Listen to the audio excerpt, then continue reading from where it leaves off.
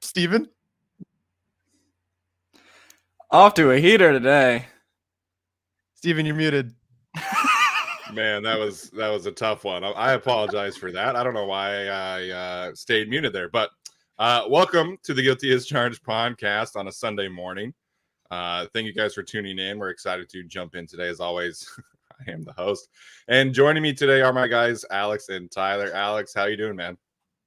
Yeah, Steven just scarfed down a breakfast sandwich and then was having technical problems. He's the host of the show, and sadly, he's the best one out of all of us for sure. Yeah, shout out to Starbucks taking forever today. Tyler, how you doing, man? Doing very well. Between us, we're going to end up with like 6 degrees, and we can't figure out how to do a live stream on YouTube. But we're getting there, you know? Yes, shout out to Tyler, man, doing a master's in education through UC Irvine. So Alex is currently in med school. I have a master's degree. Tyler's going to have a master's degree. So this is the educated podcast where we can't figure out microphone situations sometimes. It's all good. So we are going to do our first mock draft today of the season. Obviously, we'll talk about kind of where our head's at there, and we'll talk about some of the combine things as well. Jordan Davis, for example, like Alex has in his YouTube name. But we wanted to start with some of these free agency scenarios that are being thrown out here. So on Friday, Tyler the Dragon, our new favorite reporter, our new king for Twitter, apparently, reported that the Chargers are determined to keep Mike Williams around and use the franchise tag if necessary. That was backed up today by ESPN's Jeremy Fowler, as well as Pro Football Network's Adam Beasley. So we now have 3 reputable sources kind of confirming what we've known all along, that Mike Williams is going to be sticking around at least for the 2022 season, whether that's through the franchise tag or through a long-term deal. So Tyler, where are you landing these days with Mike Williams' future? Obviously, I think we all assume he's going to be back, and he's going to be back. And I think them landing at the tag is the perfect spot. I do think I thought that this last year with that 5th-year option would serve as like a sort of pseudo tag, but clearly he had a breakout year and just don't know what to do with him. Like, can he do that again?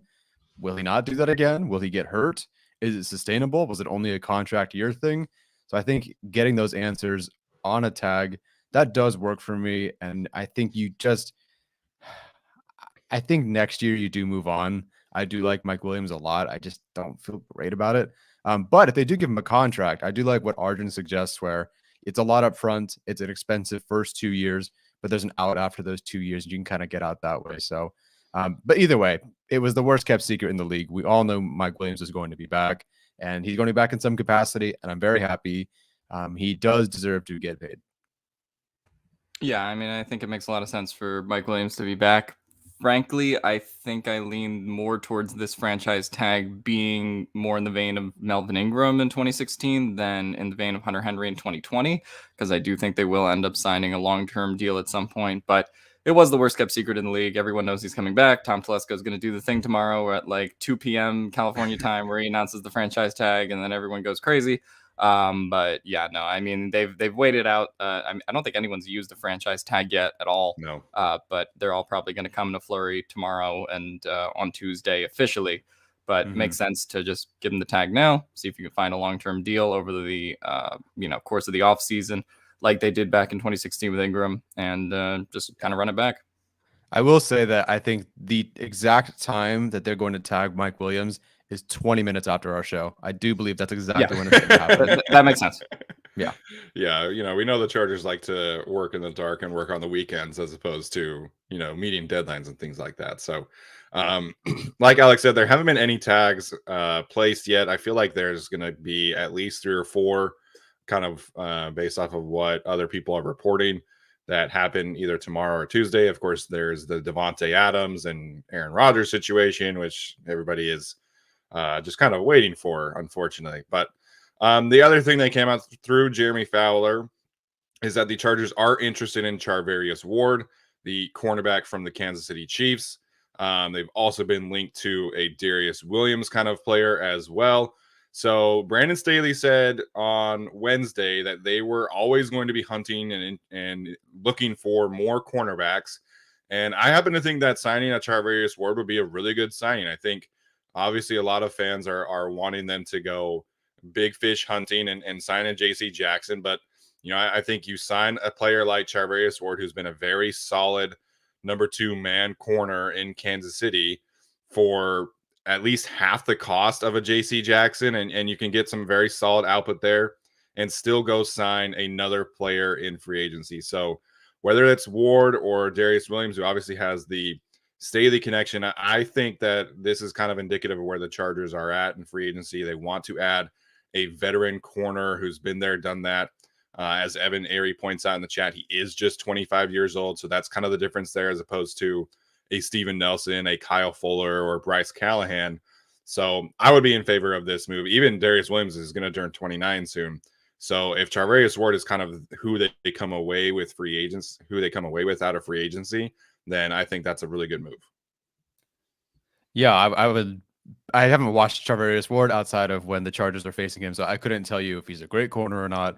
I could tell you that, of the young corners on our free agent rankings list, he was 5th right behind JC Jackson. And I know people want JC Jackson, and I totally get it. And I'm still on board for JC Jackson.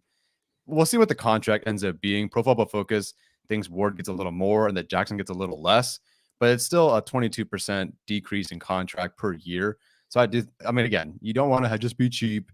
You don't want to just bargain bin hunt, but like Ward's contract, I think is like $14 million a year. That's projected by Pro Football Focus. It's not like some cheap deal they're going to go get. They're just trying to find, good corners out there. And I think Ward is certainly a good option there. And to me, I know, again, you want JC Jackson, but I think this is not just an upgrade outside corner position, but I think this is actually an upgrade over Chris Harris Jr. thing. It's not because Ward will replace Chris Harris Jr., because now you put Asante Samuel Jr. inside, and he's arguably going to be the best corner of the 3 by the end of next season, I think. So, it's not necessarily the number 1 corner, but you do get to upgrade at least your slot corner group by now being able to move Asante Samuel Jr. inside and work him there. Sorry, before Alex jumps in, did Pro Football Focus just add updates today? Because last I saw on Friday, Ward was projected for like 10 million per year. I'll double check. I did just look at it, so give me 1 second. Alex can talk, or somebody else can talk. Yeah, I just looked at Spot Track actually this morning, and they had him at well, actually, it's not way less. They had him at 10 mil. If PFF had him at 10 mil, Spot Track had him at 9.9. So it's actually not way less. A rare occasion where they line up, kind of. They did kind of end up lining up there. I think Charvarius Ward makes a lot of sense if they want to go after that. Darius Williams, as we talked about, is like a little bit older. And I think if you talk about the cornerbacks who are older in this class, you have a lot of like Steven Nelson, who's kind of old. You have Patrick Peterson, a lot of these guys who could be like 1-year options. But to me, Charvarius Ward's 25. You can give him a 3 or 4 year deal. Let's say 3 years 30. Let's say 4 years 40 if they want to go that far. And it works out to be a pretty convenient deal as opposed to overpaying for a JC Jackson type. And I think it just solves the outside quarterback situation so much while also giving them that flexibility that they need, right? They can still, sign a Charvarius Ward and also go draft a McDuffie or Booth if they wanted to in the first round. I don't think that would be that far off versus I think if you sign a JC Jackson, a player who's going to be in excess of 15 million per year, that probably puts cornerback out of the first round like entirely. So I would just say that Ward gives them the flexibility and what they need now going forward, while also just being a really solid coverage player himself. And he's done really well in Kansas City, and it would also take away from a division rival, right? So if they lose Matthew and Charvarius Ward in the same offseason, I mean, that would be pretty bad for the Kansas City secondary. Not that they were doing all that great before then, but still, I think that the Ward move would make a lot of sense. Kind of fits in the Chargers system. You can move him around a little bit if you want, but does shore up that CB2 position for sure. So Everett posted the numbers in the chat that I had seen. Tyler, so they did update it recently then. I don't know is it the same article, because it's that top 200 free agents article. And it has like all 200 with all. Yeah, that's what it was this morning when I checked. Okay, so then that means that they did update it over the weekend. I know that Brad posted on Twitter that he had updated some. I didn't know like who Mm. was or wasn't there. So Yeah. looks like his current projection, as Tyler posted in the chat for our audio listeners, for Charvarius Ward is 3 years, $42 million, $14 million per year, with $23.25 million guaranteed. So that's a little bit more. I think that's kind of the top end of the CB2 market. But he is, 25. He is a very solid CB2. So I think that wouldn't necessarily surprise me. The last little free agency nugget that we'll get into before we start our first mock draft is that Adam Beasley from Pro Football Network reported that he does expect the Chargers to re-sign Uchenna Nwosu. Nwosu also interested in staying. He wants to stick in his hometown. Of course, he's an LA native, went to USC, so he wants to stick around. Chargers have mutual interest there. I had to laugh, though, because he listed potential suitors if he does walk. And the Colts were number one, of course, recently hiring Gus Bradley. So apparently the whole former Charger thing is just moving from Las Vegas to Indianapolis. Yeah, wouldn't surprise me. There's a couple other names, teams on there. I wouldn't quite have gotten why they would go with someone like Nwosu. But yeah, the Colts and the Bradley reunion. I'm sure Chris Harris Jr. will end up being a Colt as well. And I know exactly who to target in the postseason if that happens. But yeah, if he's back, I think he is priority number 2. And if he's back, great. But if not, I would understand. They want to find somebody else. If Khalil Mack suddenly becomes available, if Von Miller's available, he won't be. But if he is, sure. Otherwise, yeah, Uchenna Nwosu being back has been priority number 2, I think, for them. And so him being back is great. We'll just see what the contract ends up being. Arjun has him really expensive, though. I think he predicted him at like $12 million a year or something, where I think Pro Football Focus had him at like $8 or $9 million a year. I think he thinks that he gets a big pay bump. So I'm hoping it's somewhere at least in the middle, because $12 million a year would be a little expensive.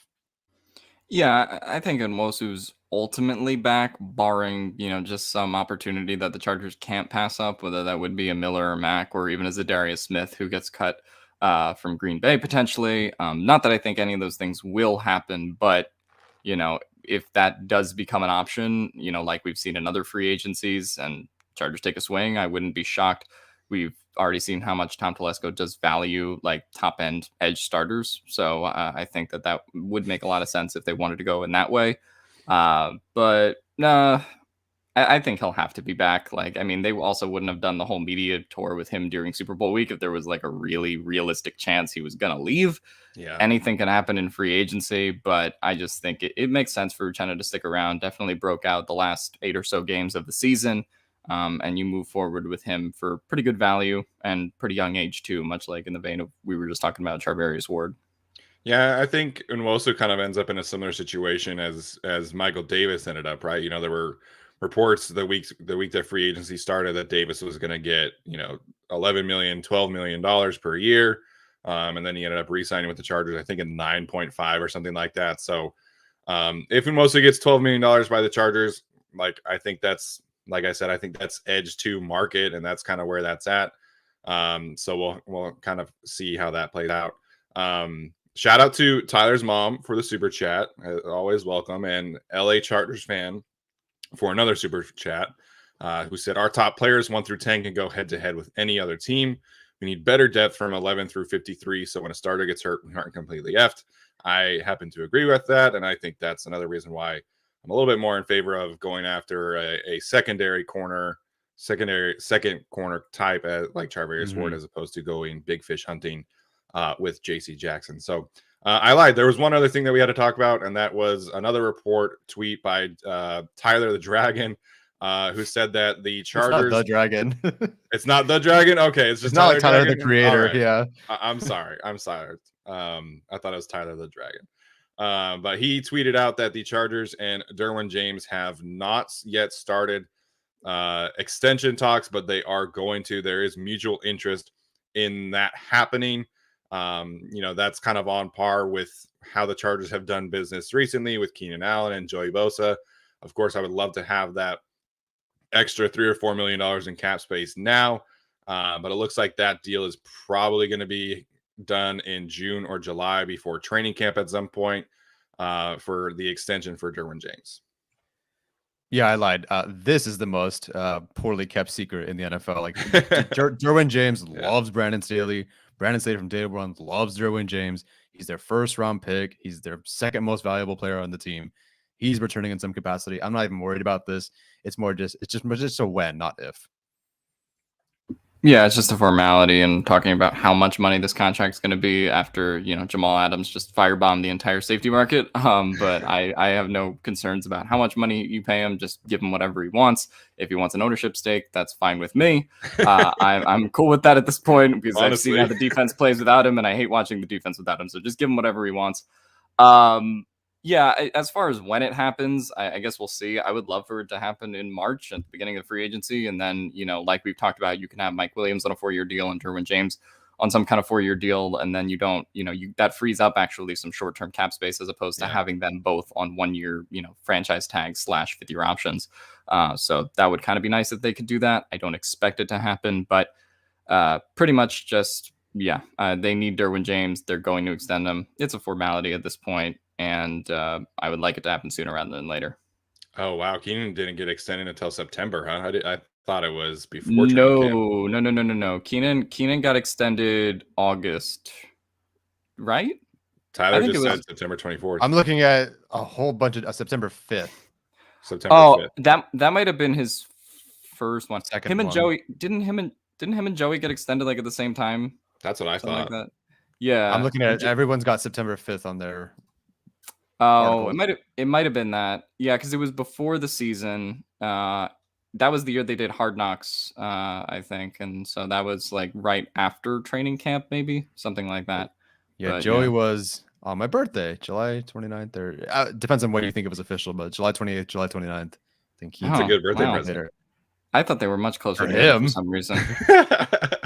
I don't get any of that.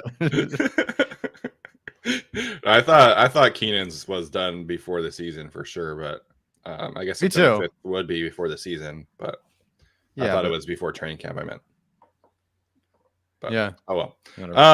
So either way, Derwin's going to get the extension. He deserves it. I mean, he does so much for this team, and like Alex said, we've seen what they look like without him. So hopefully they can get him another quality safety running mate this year in some capacity. We might talk about one of them today. So. We are going to dive in now to our first mock draft. Again, this is pre-free agency. We'll keep in mind some of the things like we were just talking about, like Mike Williams and Ichuana and Nwosu kind of being projected to be back at this point. We're going to do 6 rounds. We're not going to mess with the 7th round and kind of the 7 or whatever compensatory picks that they're projected to have at this point. So we're going to do 6 rounds, and we're going to do a snake draft. So Tyler's going to go first. I'm going to go second. Alex is going to go third, and then Alex will go 4th. I'll go 5th, and then Tyler will go 6th. So this is going to be really interesting. We'll talk about kind of our processes, who's available, who's off the board, and really kind of everything. So Tyler, let's get started. All righty. Let's enter the draft. And for our audio audience, we are using Pro Football Focus is mock draft simulator as opposed to someone else's. All right, here we go.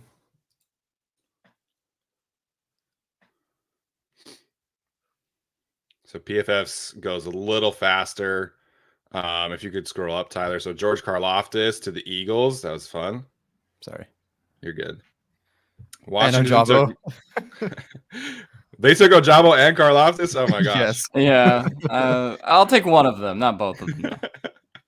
Jermaine Johnson to the Ravens. That seems likely. Trayvon Walker to the Browns. Kind of depends what happens with Jadeveon Clowney there. Willis and Kenny Pickett back to back. Am I reading that correctly? Yep. Yes. All right. And then my guy Devin Lloyd to the Jets at 10. That would be pretty shocking based off their needs. Sauce Gardner to the Broncos, man. So they get Surtain and Gardner back to back. That'd be so unfair. I'd cry during the stream. All right. So who went number 1 in this mock? Thibodeau. All right. Interesting. All right. Tyler, okay. If you could scroll down. So Chargers on the board here. Trent McDuffie, the corner from Washington. Tyler Linderbaum, who according to some would be a good fit. Garrett Wilson, Bernard Raymond, the tackle from Central Michigan. Nakobe Dean, the linebacker from Georgia. Jamison Williams from Alabama. Andrew Booth, the corner from Clemson. Chris Olave, kind of the the first combine star, if you will. Kenyon Green, the tackle from or guard from Texas A&M, excuse me. Trevor Penny, the tackle from Northern Iowa. Devontae Wyatt, Jalen Petre, and Traylon Burks. I wonder who Tyler's going to pick here. Okay, first of all, no, I'm not going to pick Traylon Burks. I trust that you guys are smart and you will find receivers in later rounds to help fill the needs that the Chargers have. With Mike Williams returning, and honestly, at this point, okay, on the Draft Network simulation, I think that's somewhere I could go if he were there. But based on this simulation, you're basically just throwing two corners right here at me. I could go receiver, sure. I think we all wanted Olave until his time dropped by about 42 seconds because someone's hand was too fast or whatever. The stop clock guy this week has been wild, man. I know. I actually thought that Jordan Davis was going to be wrong. It ended up being lower, I think, or something like that. It was crazy. There's a lot of good players here. I don't feel like this is the case on the Draft Network. McDuffie, I did just start watching, and I do have like an initial seal of approval on him for sure. And I think, the Chargers have met with him. Obviously, he checks a lot of boxes for them. Some people like him more than Booth. Some people like him less. But either way, I think people tend to just think McDuffie or Booth for corner 3 or 4. So I'm really cool with either there. Jameson Williams, I don't want to say I've moved off of him as an option here because I do think this team wants to compete in the postseason, obviously. And Jameson Williams, even if he joins the team after the bye in week 9 or whatever it ends up being, I do think that's a legit threat. But, based on where the team is right now, if Williams is back and Nwosu is back, we have not addressed corner yet. I do want to be able to find someone in the first round who can play corner. And at this point, all the edge rushers are gone. So it also kind of makes my decision easy. Because I have not watched a ton of McDuffie, I am going to select Andrew Booth Jr. here. I really like him. I think the style of corner that I like. Obviously I wish he were taller and more length, and I wish he looked like Sauce Gardner, but he's not. But he has a twitch to him. He has the burst. He has the tenacity, right? And I like corners who are able to both dance and kind of box at the same time. When you're boxing somebody, you're trying to hopefully box somebody. You're not a stagnant target the whole time. You're fluid. You're moving, kind of a bob and weave with it. I think Andrew Booth has that quality to him. He consistently blows up wide receiver screens. Yes, he does have a high missed tackle rate. And I had questioned Steven earlier before I watched him, like, dude, that's a really bad missed tackle rate. And he said, watch the film. The classic Dan Orlovsky tape. And it turns out, yes, there are missed tackles. He did miss X amount of tackles, but the mentality is there. I think he is a good tackler. He races down the field. He shows the burst to work down the field to make those tackles as well. I think he's a good corner. He is, I believe, tested. He just tested, and I think we knew this, a little bit taller than McDuffie as well. So I do know Booth more. I'm going to go with him at 17. Just out of curiosity, was Jordan Davis off the board, or was he still there? Great question. And in about 4 seconds, this will stop and I'll be able to tell you. Oh, that's right. I can pause the draft. Whatever, too late. I believe, I want to say, no, he was not off the board at that time. Okay, so he went to the Cowboys there.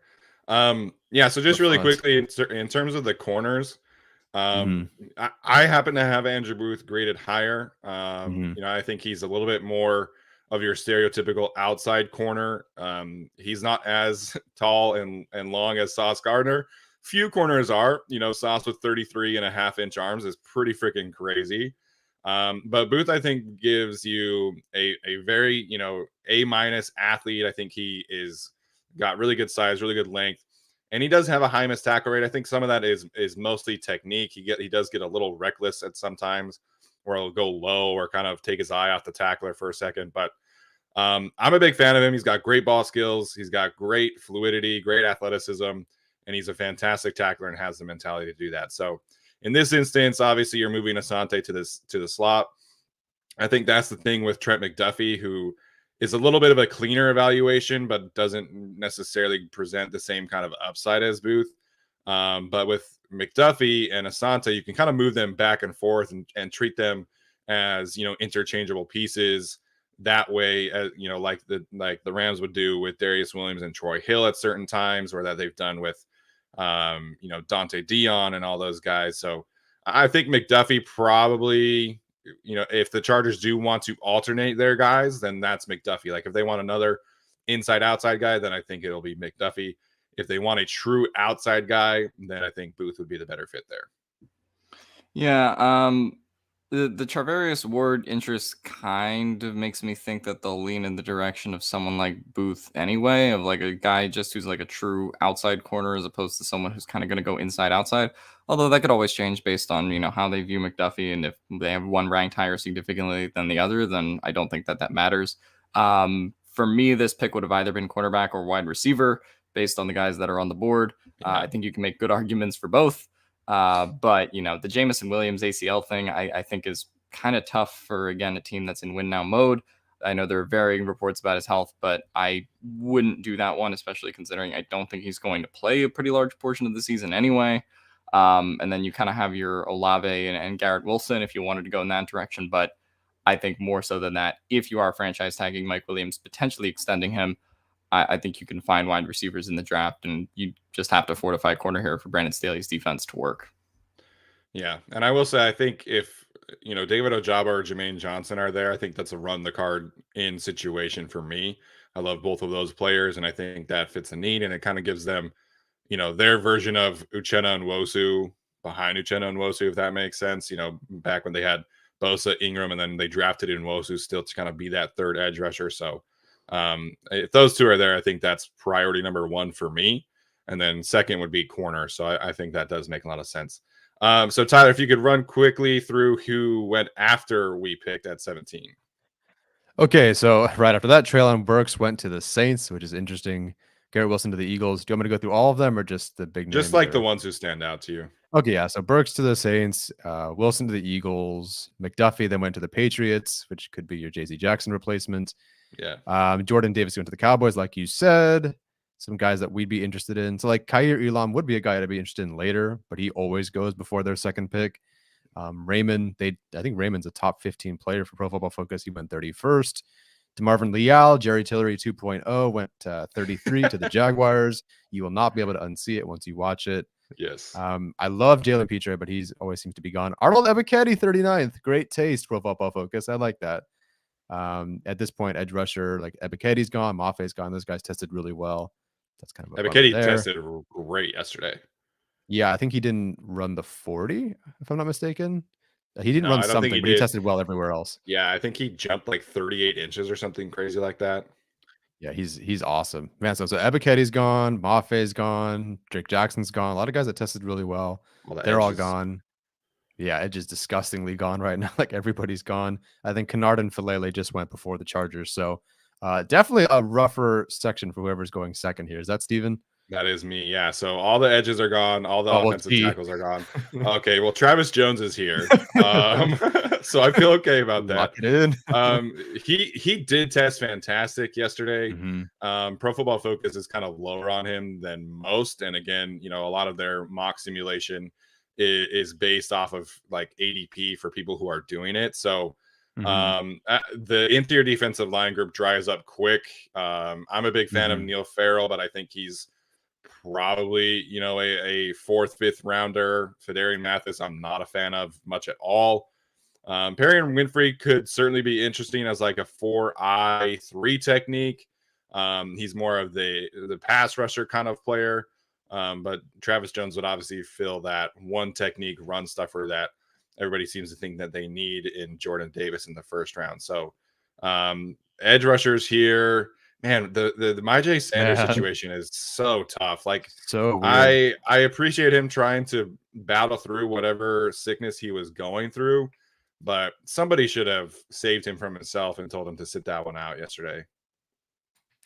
Yeah, him being 228 and not even running that well, but like he was sick. I honestly, I hate to say it and be all conspiracy theorists, but it's just like, well, now you're announcing you're sick. Like, I don't know. It just kind of feels like a late sort of, oh, here's why I didn't perform so well thing. If he does it at his pro day and changes everyone's minds, great. But it's just like really weird. Well, something was definitely off there because he was 242 at the Senior Bowl. Right. Do you think? But he's been sick for a couple of days and he's lost 20 pounds.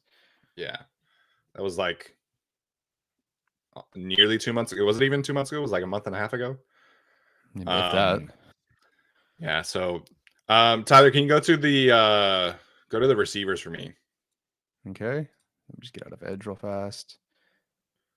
Okay, so Sky Moore, Jalen Tolbert. Sky Moore tested really, really well. Mhm. Jalen Tolbert, I'm kind of out on. He's somebody that I'm moving down my list. Didn't test particularly well. And then, Tyler had mentioned the drops thing to me, and then he went out and dropped a pass in that gauntlet drill where he's running on air, which is not great. Hey, should we get David Bell here, guys? Yeah, sure. Yeah, well, the wide receivers here are kind of interesting because you sort of have Sky Moore and like a few twitchy guys left, and then after that, it's Christian Watson. They're 104. really low on. They're Yeah, I don't know. really low on Watson. Oh my Yeah, god. I'm not sure what's going on there. Kind of the same with Calvin Austin. It seems like he's going to be Behind moving up as Dobbs. well.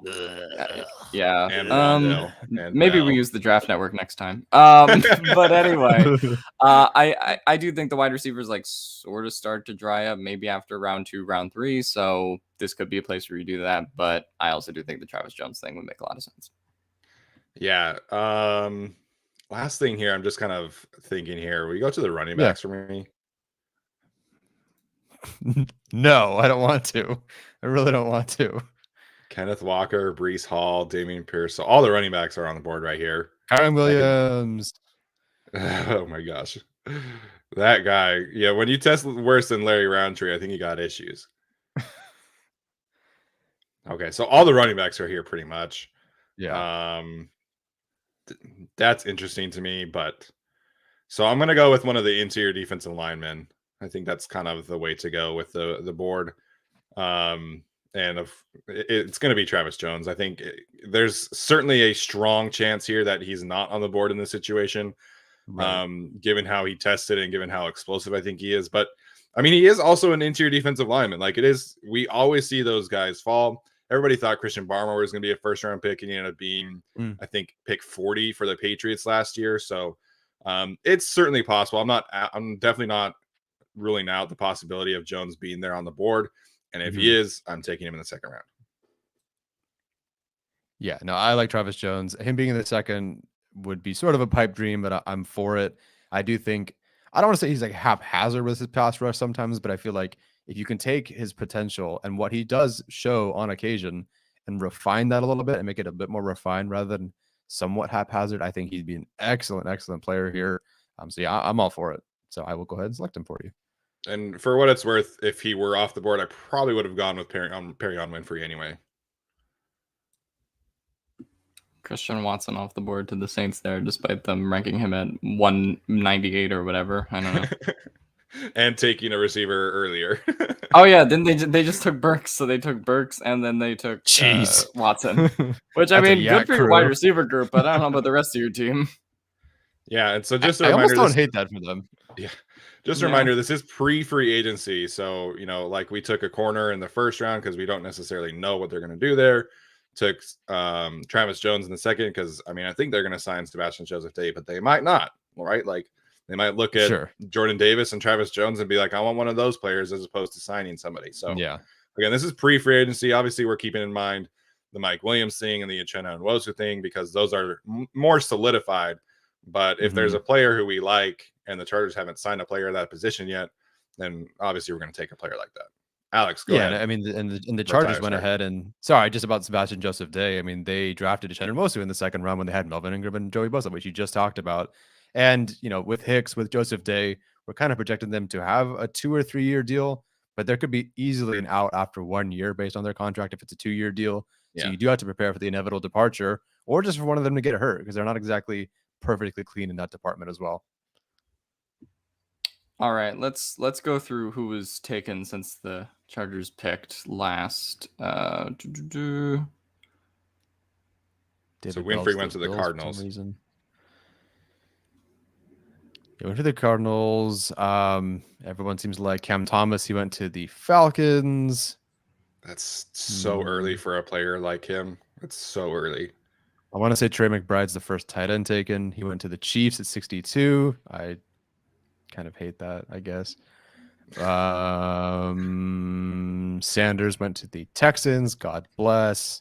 Kyron Williams. The Falcons took Cam Thomas and then Kyron Williams. Just They just Real hate explosive. athleticism. Yeah, they just don't want to Super get faster. explosive. Yeah, nice. Got to keep up with the Saints with that. Tolbert to the Browns. Max Mitchell would have been. Oh man, Max Mitchell and Abraham Lucas back to back here. That would have been my target if either were here. They're not. All right, Alex. Yeah. Good luck.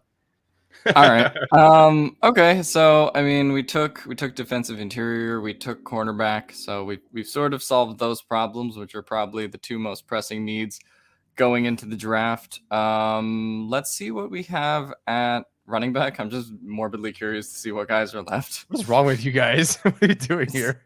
Dude, Well, Breece Hall would crush it with the Chargers, man. Yeah. I'm just gonna throw it out there. That's this year's Javonte Williams, in my opinion.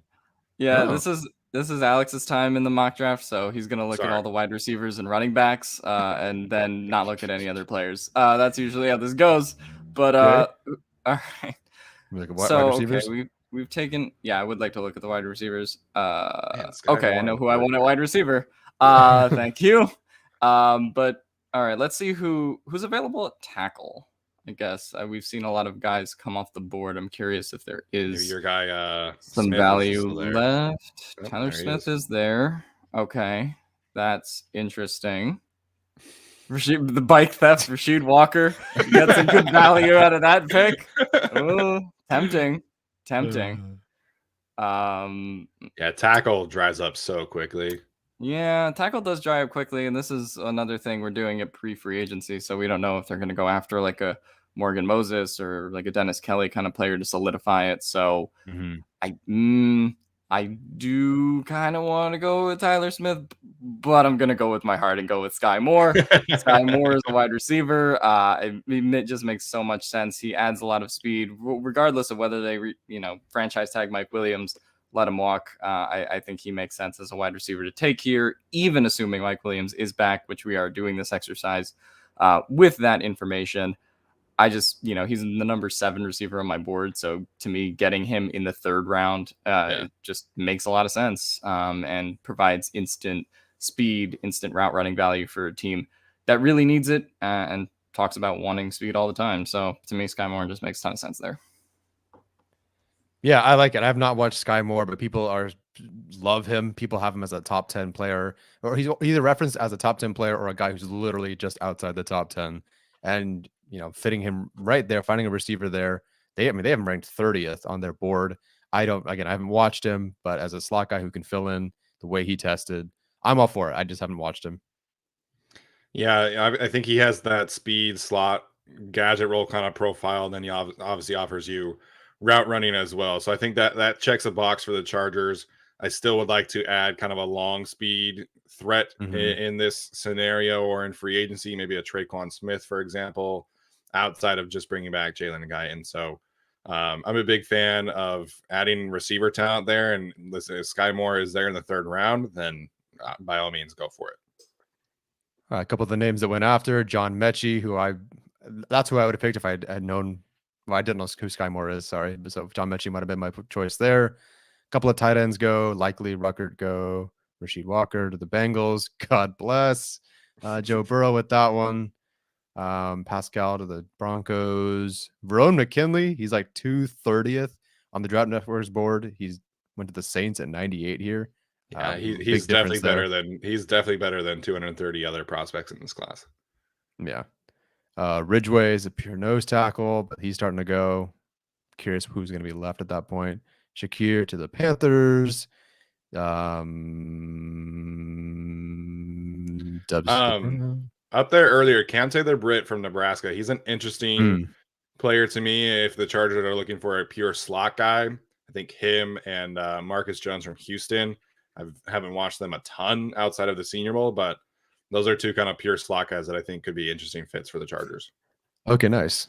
Yeah, I hear his name thrown around a lot. I just never got around watching him. Okay. It's back to Alex, yeah? I'm back on the clock with another pick since Steven randomly selected it and put me last. So anyway, we're going to go. Steven, give me your thoughts. Now you're first. Yeah, I guess it worked out. Give me some thoughts on Kellen Diesch. I have not watched him, and I assume you're a Pac-12 guy and have watched a little bit of him. I have watched a little bit of him. He's definitely a project. I think this would be good Yeah. range for him. He probably needs to have kind of a redshirt season to kind of Mhm. bulk up and add some weight. That really is kind of my big concern. But he's really tall, really lanky, really athletic. The strength concerns are very noticeable. So he's not somebody that, like, if whoever the Chargers signed at right tackle would get hurt, I would definitely not favor him over Trey Pipkins, for example, in terms of playing Mhm. right away. But I mean, there's a lot of long-term upside there if you can kind of add to that play strength, teach him how to anchor down correctly and properly. Mhm. But he's very, very raw kind of tackle prospect. Yeah, no, Okay. I agree. I have a 4th on him, so if this makes you feel any better. All right. That could be a spot for him there. I'm curious to see what's left at tight end. Because I just saw I Ruckert think went off Jelani the Woods board. almost sticks around. All right, we Ooh, got Dulcich. Dulcich. Is it Dulcich or Dulcich? Do we No know? idea. Probably Dolce Dulcich. and Gabbana. Dolce and Gabbana. You Not a scroll down, ton of Tyler, on value the tight ends. there. This tight end group is fun, man. Man, they could even get your Utah guy on here. Oh, he's just a blocking tight end anyway. I don't think he's going to get Okay. drafted. Anywhere else you want me to go here? Do you just want to take Pierce? Thomas says Jelani Woods! No. Exclamation point. Do it. Jelani Woods. Take I the mean, that's goat, a- Matt Ariza. I'm not taking Matt Ariza in the 4th round. I'm not trying to get fired from my job that we just did with this mock draft. The Matt Ariza thing is so funny to me. Like, we all hate how much depth this Chargers roster needs, and people are like, "Yeah, punter in 4th round." Ooh. All right, so there are kind of two guys that immediately stand out to me. I do like running back Jerome Ford from Cincinnati. That would kind of be an interesting one if they wanted to go in that direction. Kind of a speed guy. He could kind of be this year's theoretical Khalil Herbert if they wanted to do that. But I also do like a guy that we talked about on our offensive tackles episode in Luke Gedke, who is down there. One of Bernard Raymond's teammates has some of that tackle guard flexibility. So I'm actually going to go with him at this pick, given that I don't know a ton about Deesh. And, Steven kind of insinuated to me that he's more of a project at this point. And maybe a lot of the tackles you're getting are more that way, but I think the potential is there. And, he probably would not have to start immediately if they had, go grab a Dennis Kelly or Morgan Moses. So this is kind of Chargers tackle range, at least talking about it pre-free agency. And then maybe it can move up or down based on how they address it later. But I will go with Luke Gedke from Central Michigan here. Yeah, I think that's a good pick. He gives him some flexibility there, similar to a Brennan Hymas. I think tackle-wise, obviously, I would prefer Abraham Lucas or Max Mitchell in the 3rd round. Obviously, they were not here in this situation. So coming away with Gedke in the 4th round, I think is really good value. Some people like him a little bit more than Raymond. Just I think he's a little less athletic, but I think technique-wise, strength-wise, I think he's definitely better in those areas. Is he younger than 24? He is. Yeah, There we go. I think he's going to turn 23 in the summer. Bernard Raymond is as old as Travarius Ward. Yeah, Derwin. Well, when you put it like that, man, I think he's. I mean, he would be older than Justin Herbert too. Like, it's just, it's crazy how that works out. So, Tyler, if you could go through for some players who went before us, that'd be great. Absolutely. Okay, so yeah, Pierce went. Tight ends are starting to go, but I think Jelani Woods is still available. So Charlie Kolar went. Ed Ingram I really like, but he's not. He's probably not on their board. Zachary Carter. Deesh went to the Bengals. Man, Bengals just want Deesh and Walker to protect for Joe Burrow. Hopefully he did something in free agency. A lot of good corner names. Smoke Monday's a name. What a fantastic name. Yeah. We have to draft him. His name is Smoke Monday. that's incredible. Surprised the we Bengals got didn't Smoke take him for that Monday and reason. Sauce, who won't smoke. Yeah. Dolchik went to the Ravens. Tyreek Smith to the Broncos because they just need defense and not a quarterback. Barno. There's someone. Craig's in the chat. What up, Craig? Asking about Foster Sarrell, the tackle from Stanford they stashed. I mean, I think you kind of answered your own question there. I think he's a stash. I don't think he's kind of a player to count on. Far be it from me to judge someone whose shoes I have not walked in, but the odds of an Asian playing tackle sound really low to me. God Is he bless Asian? him. Yeah, he's like Korean, I think. Okay. As much as I want to root for him, I just don't know. But it's a good stash. You never know. I mean, the Chargers sort of stashed the hell's his name? Storm Norton, and he ended up being like the worst tackle in the league last year. So you never know what could happen. Hey, look, he gave them some decent production sometimes. He was good sometimes, yeah. I totally thought when you were like, what the hell's his name? I thought you were gonna go with like somebody much worse, and then you went with Storm Norton, man. No, I couldn't get worse with Storm Norton than Storm Norton, unfortunately. A lot of tight ends are going. Kyle Phillips just went. Luke Fortner, who I really liked at the Senior Bowl, went. Cordell Volson would have been an interesting pick here as well. So I'm glad we went tackle early. I don't know who else is left at tackle, but it's like, yeah, not great. Tyler, we go to the tight ends first for me. Absolutely. Jelani Woods. For what it's worth, I do think Woods, after running a 4.7 or whatever at 6.7, is probably going to go earlier than this. But let's look at the safeties for me too, please. Okay.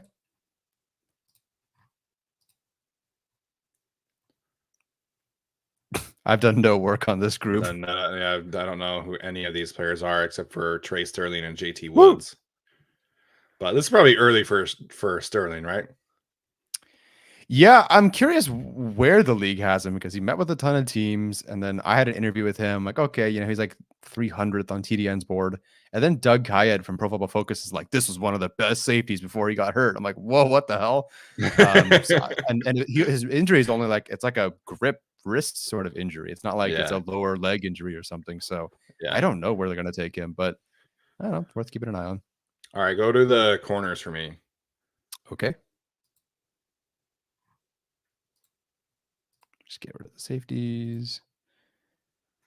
So Jack Jones, Kalen Barnes, that guy is going to be testing off the chain today.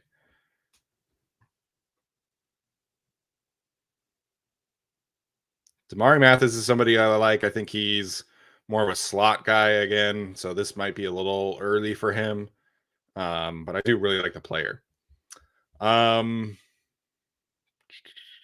Yeah, let's go to the tight ends. I'm going to take a tight end here. Okay.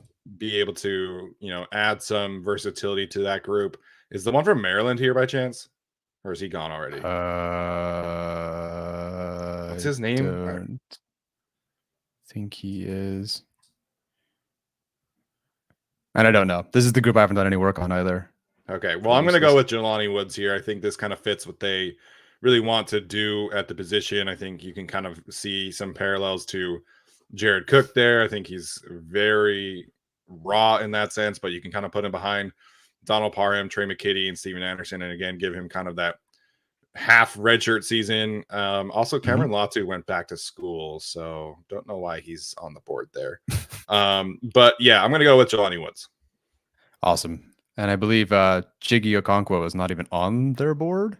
So that would be a good Steven Anderson replacement. I know you interviewed him, right? No, that'd be nice though. Oh, you're doing so many interviews, man. It's hard for me to keep track sometimes. Yeah, just look at everyone that's like the last 150 picks on TDN's board. That's what I've interviewed. All right, so this is gonna be our last pick here that we're gonna do in our mock draft, and Tyler's gonna do it. So I'm not gonna draft a punter. Yeah, so let's go through who's been taken. Come on, where's the Chargers pick? Neil Farrell going that late. Like, I do think he's early day 3. I like him a lot. He's one of my guys, but he tested. He did not test great. He supposedly wanted to trim down a little bit before the combine. Looks like that didn't happen, and then he tested poorly. So maybe he is there this late, but typical run stuffing nose tackle. I think gives you some pass rushing ability, but Mhm. really, really big fan of the player. I don't know if I've learned from the day 3 problems of the past when we talk about running backs, but Hassan Haskins being on the board here is very tempting in the 6th round. He tested very well at the combine yesterday. I happen to love him just watching him in Michigan and the way he runs. I don't think Tyler will be going running back here by any means, just because of how that's bitten us in the past, but it's something I'd consider. I would really great consider it points, as Alex. well. I would I consider it just as haven't well watched for any what it's running worth. backs. Like I have a hard time taking anyone I haven't watched. So Yeah, I get you. So I haven't watched running backs, linebackers, most of the safeties, all the back half corners. Like I have not watched them. I know the got Chargers both punters have right here. Yeah, I won't do it because I think Steven will boot me from the pod. Jesse Luketa, the Chargers haven't met with, so that's something to keep an eye on. I'm just gonna go through the whole board at this point. Wow, they actually have TJ Pledger on their board. So they had a Jordan Stout, as I saw that on Steven's punter air yards list. They also have him listed as kicker. So is he a dual threat kind of guy, or? I honestly have no idea, but No. he's a really good punter. Mhm. I will say, that quarterback from Brown, I have not watched him, but he was a Boston College transfer. Played basketball, I think, for Brown too. So if the Chargers want to get a backup quarterback prospect here, I think that could be in play in the 6th round. Just random question: Have any of you guys watched Ty Chandler? Because Brett Coleman and EJ Snyder on the Bootleg Football podcast, they were talking, saying great things about him, and they're like, he reminds me of Josh Kelly, and I was like, crap. But do you guys know anything about him? I think Ty Chandler's probably a little bit more explosive. I haven't watched a ton of him outside of just kind of what I've caught from watching some of their other games. Like I watched Jermaine Johnson's tape against North Carolina, and Ty Chandler kind of was standing out. So I like him. I think he's a little bit more explosive than Josh Kelly. I would prefer Haskins over Chandler for what it's worth. My Big Ten Rutgers bias is showing here, that. but Bo Melton's still on the board. Yeah, I would honestly not hate that for what it's worth. I like Melton a lot. Damn, I shouldn't have taken Sky Moore. Would have been no, but I think they can add both because Melton's like that long speed player, right? I think he's a little bit more vertically inclined. I think he can return punts and kicks as well. So I wouldn't hate adding Bo Melton here in the 6th round. I think that would be a fine pick. Yeah, they don't even have Tyquan Thornton on their board. I didn't see Velus Jones either. Yeah, I was kind of hoping for some sort of special teams help on that regard, but okay. For what it's worth, Ben Fennell has Haskins as like one of his favorite special teams players. Drafting him immediately. I mean, I like Hassan Haskins a lot. He probably would go higher. I think he didn't run the 40 because of an ankle injury that he had, so that he didn't run, but he did bench press and some other stuff at the combine. But I just really like watching him play. Like, he's really physical. I mean, Arjun can speak to this as a Michigan fan, but I just really enjoyed watching him stomp all over the Big Ten this year. Don't know if he's kind of like a hammer running back, so I don't know if they necessarily need that as opposed to like a speed guy, but I don't think he's slow for what it's worth either. I don't think Haskins is a 4.7 guy. No, I don't think he's super fast, but if he's a 4.7 guy, Larry Roundtree is like a 5'9 guy. Evan Airy asked about CJ Verdell too. Maybe a little Duck reunion. That's a name. I don't know who that is. It's the running back from Oregon. Oh. Was he the guy that wears 30? No, he was number 7. Never mind then. Steven, what's the quarterback from Brown's name that you were talking about? I'm curious and I want to look this up now. I think EJ Perry is his name. He's down EJ Perry. Yeah, this reminds me of like when you guys were on the show with Jason and he would just be like, I found this quarterback from Princeton. That's kind of what quarterback from Brown reminded me of. No, he like one of his favorites the first year we did this was some quarterback from like what was that school? Oh my gosh. It was like the Hamptons. It was like the Hampton University School, I think. I was like, Jason, what are you doing watching Hampton film, man? Like, what is happening here? Oh my gosh. Shout out to Jason, man. Hope he's doing good. Yeah, here he's a little busy with certain things.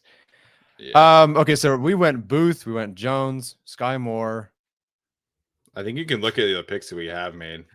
Where?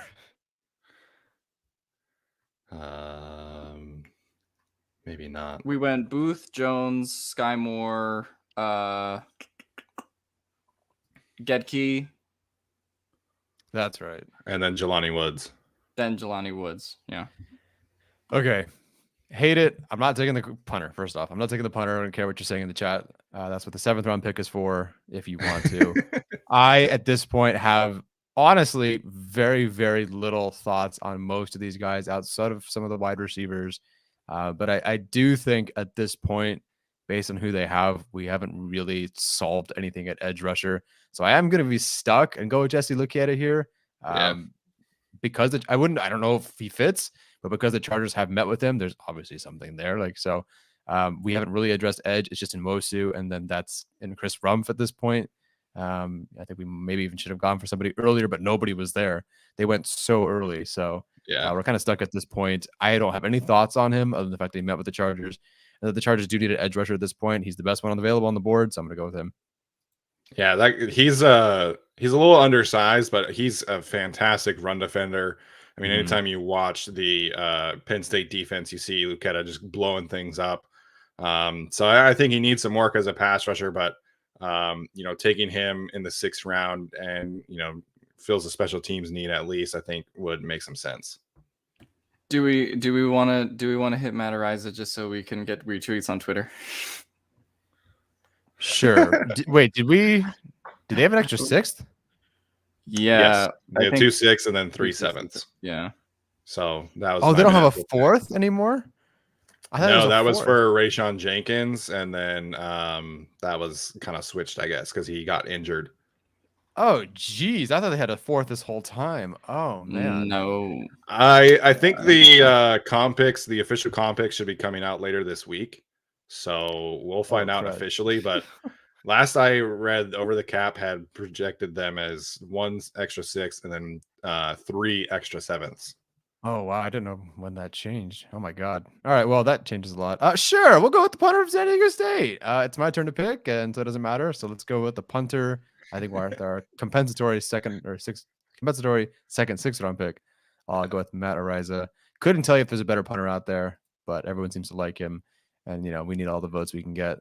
Yeah, everyone seems to love him. I will say, I think Jordan Stout and Ryan Stonehouse are also really good punting prospects, but, they're going to test today, and I think that's going to be something I will not watch, but it'll be funny. Definitely. Oh, okay. So now we can see what we did. So just to rattle, you want to see if you want to just rattle it off? Yeah. So for those who are listening to this, our 1st round pick was Andrew Booth. Our 2nd round pick was Travis Jones. Then we took Sky Moore, the receiver from Western Michigan, Luke Gedke from the Central Michigan. So we got both Michigan schools here. Jelani was tight end from Virginia, Jesse Luketa, the edge rusher from Penn State, and then rounded out the 6th round with Matt Ariza, the punter from San Diego State. Not terrible, based on where at least Pro Football Focus has them on their big board. We took them. We got steals, I guess, for everyone except for Booth. Everyone was projected to go earlier. We got them later, so not bad. I'm definitely worried about. I mean, we have a corner, so that's great. But I'm definitely worried about edge rusher here. Yeah. I hope they signed a tackle in free agency at this point. Hopefully Chris Rumpf comes along. I think with those 7th round picks, you go for that Trey Sterling, those guys that can help out on special teams, those deep safeties, safeties later in the draft. But not bad.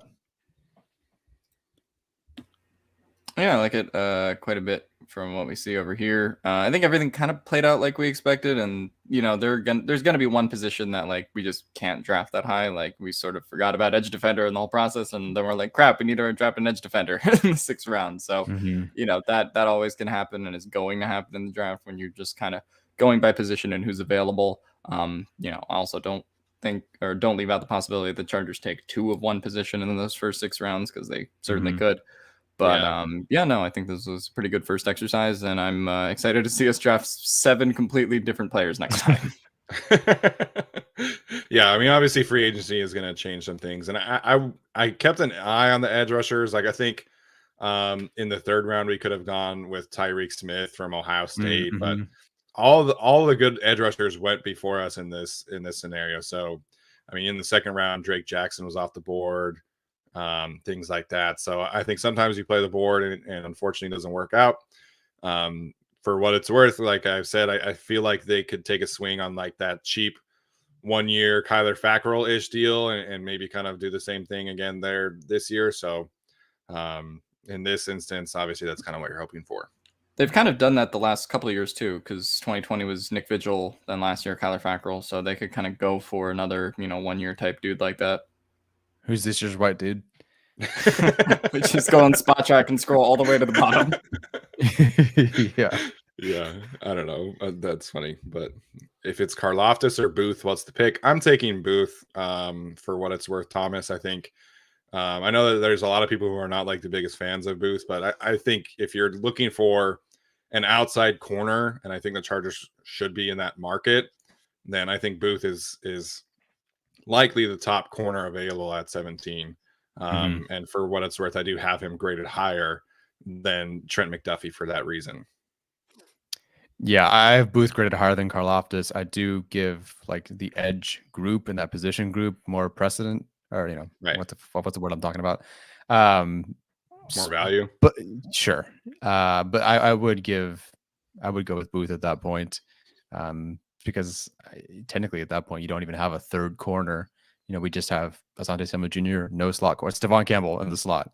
So I'd rather Mosu, Keemon Hall. Yeah, so I'd rather and Mosu be the starting edge than Keemon Hall be the starting slot corner. So Booth on the outside, who is just like kind of reminds me a lot of Asante Samuel Jr., just with being a little bit taller and maybe a better tackler. So Booth is awesome. I think Staley would really like him. Yeah, and obviously this is probably going to change in the next couple of weeks, right? But I'm really excited about this draft, man. There's so much good defensive talent in the top 100 that I think the Chargers are in a really good spot based off of what their needs are and kind of what the perceived goals are, as well as being able to add talent to the offense, right? Like this tight end group is a lot of fun. I think that's a need. The running back group on day 3 should be really fun. And Alex drafting Sky Moore in the 3rd is great value there. So I'm really excited about this draft. I hope that they can trade down and add more picks, but it is what it is. So shout out to Jacob Arnall. Do you think any wide receivers or quarterbacks have moved into the top 15 after the combine to allow the Chargers to pick an edge or a corner? Alex, what do you think here? I think you can make the argument that like Olave probably jumped from like top 20 to top 15 range potentially. I think it's less about I guess the receivers in that regard and like jumping up more than like does a team value taking a receiver as their need over a corner or like a perceived need. Just because of that freak athleticism like Wilson and Olave and all those guys showed at the combine. QB, no. I mean, I think that the 2 quarterbacks who are going to go in that top 17-20 range are going to be Pickett and Willis, and that's going to be it. So I don't think you're going to get any more quarterbacks who are going to be added to that.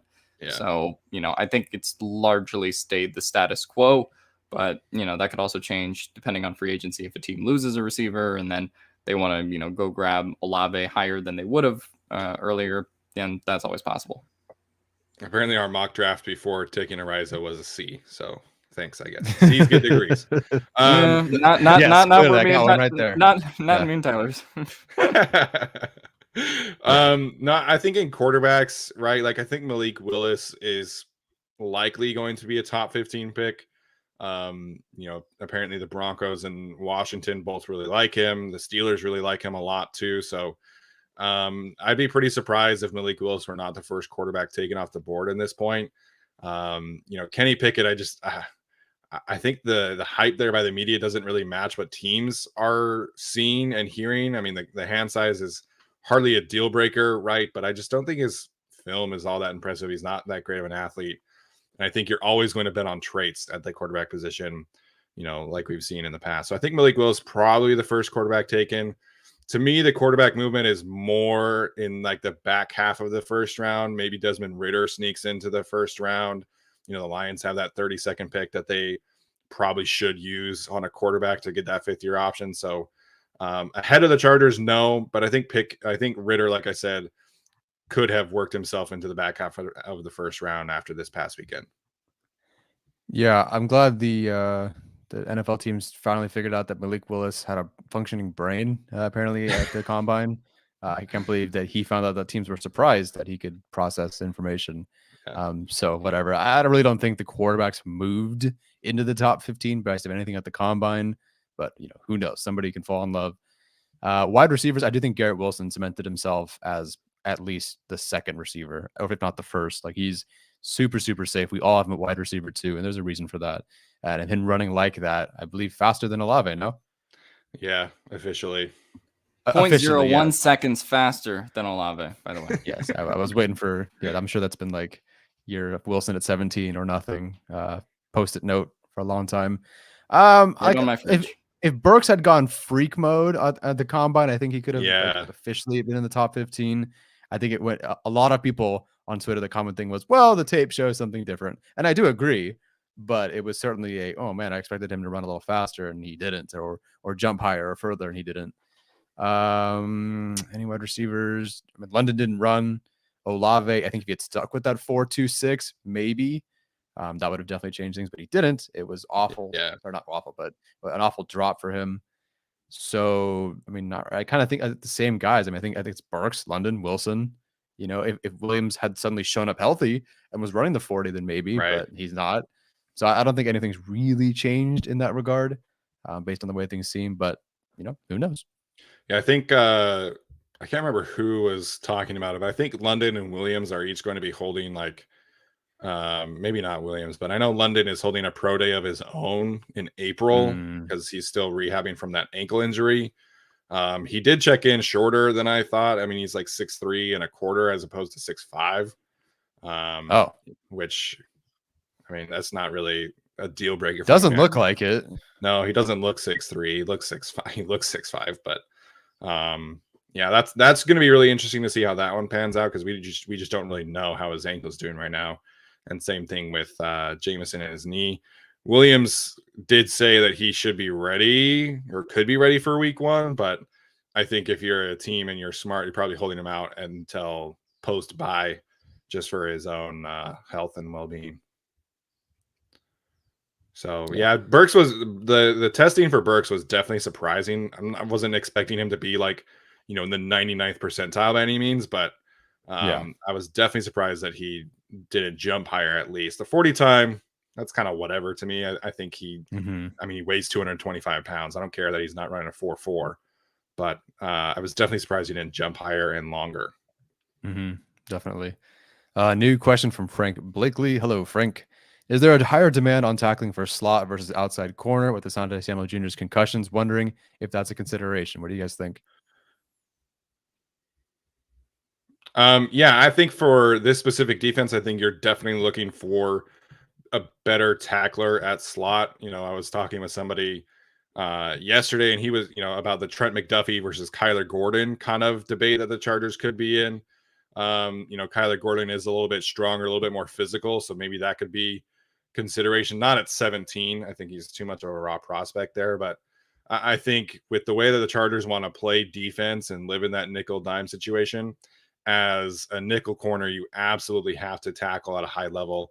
And for what it's worth, I do think McDuffie is a really, really good tackler. But, I think in this defense and really in any defense, you're asking your slot to be around the ball more often, right? Like that's part of the reason why the Rams have moved Jalen Ramsey into the slot so much is because they want him to be able to be around the ball more often. So absolutely, I think your demand for tackling in slot is much greater than playing outside. Yeah, I mean, I think it's more important just because of how the Staley defense values versatility and all these things and trying to like move people all around the field.